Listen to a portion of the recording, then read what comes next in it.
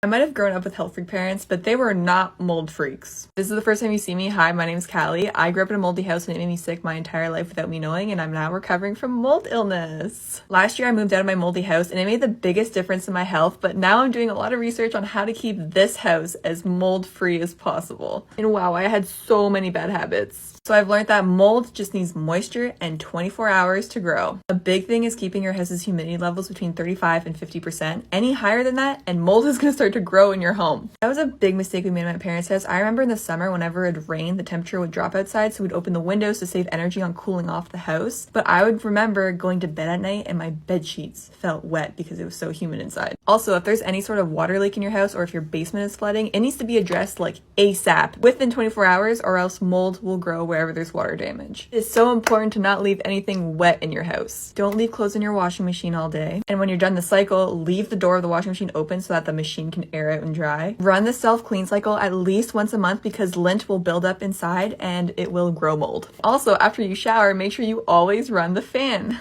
Some people will even go as far as getting a dehumidifier for their bathrooms. And those dang bath mats, make sure you hang them to dry, especially the ones with rubber underneath. They're super susceptible to growing mold. It's basically anything that's wet for longer than 24 hours can grow mold. Like especially wet towels that you shove in your laundry hamper, make sure you dry those before putting them in there. I was very guilty for that one. Or even like knife blocks on your kitchen counter, if you stick a wet knife in there, it's gonna grow mold. So many little things that I'm learning and bad habits that I'm having to change. But keep in mind, it's impossible to have zero mold in your home. Mold is a part of nature. The goal is to just minimize it as much as possible so that it's not at toxic levels making you sick.